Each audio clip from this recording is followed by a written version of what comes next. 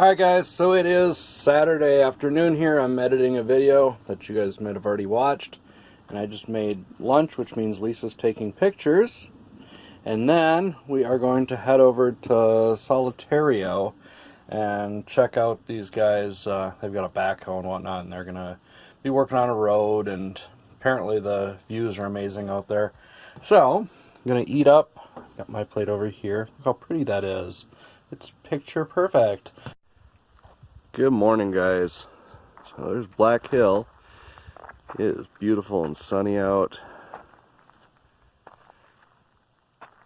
It's Sunday morning here, and I am getting ready to go out for a ride. It's one of my trappings from Minnesota. It didn't even occur to me to talk about this and show it off when we were getting it over at Chris's place, but the guy that we had the pizza with, Mr. Thumbs Up.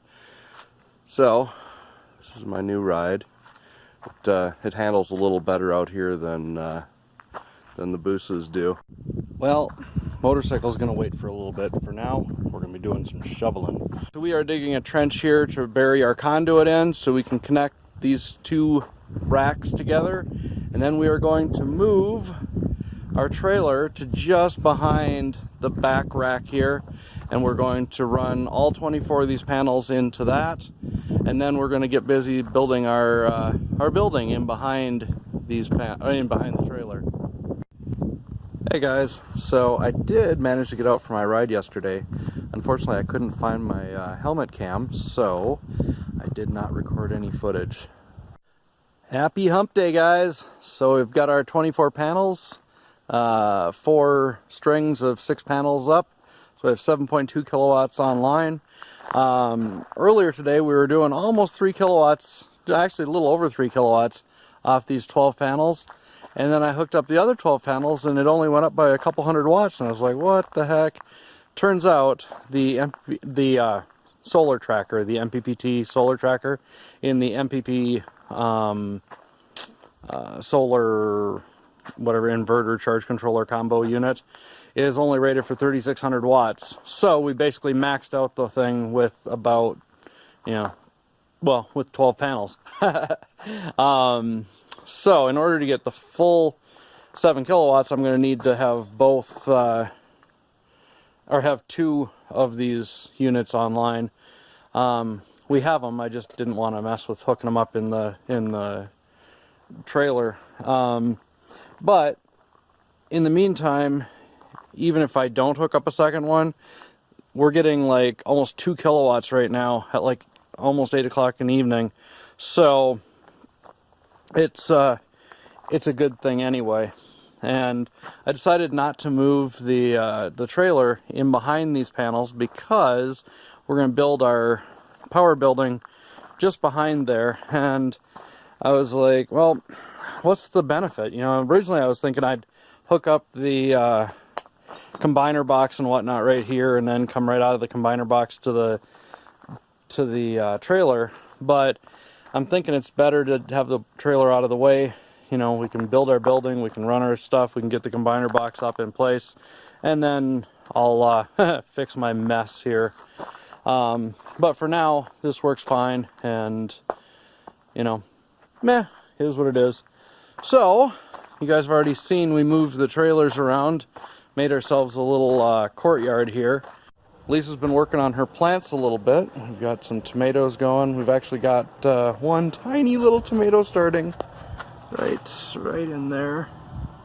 And then when we were in Minnesota, we got some of these sunchokes from Chris. Look at that, they're all sprouting in there and stuff. In fact, some of those are kind of big. Look at that. Anyway, they seem to be happy, just covered up in the box. We'll deal with that. He gave us some raspberries as well. They're not looking great, but they're not dead yet. We'll see if those leaves come back in once they get through the trauma of being chopped up out of the ground and hauled in a hot trailer, and and then being brought here in 100-degree temperatures in one day rather than climbing up to it over the summer.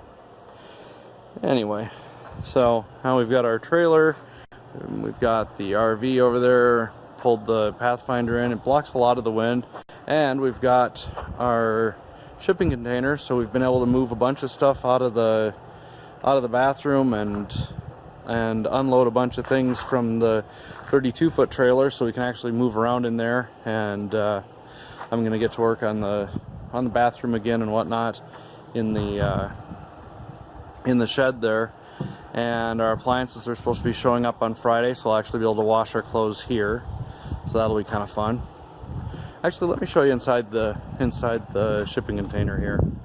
All right, here we are inside, and you can see I've got all the food set up in here, so that's a nice thing, because in the RV, you know, we had everything just stuck here and stuck there, and you couldn't find anything and whatever. And now we can just come in and go, this is what I want, and we're able to walk away with it.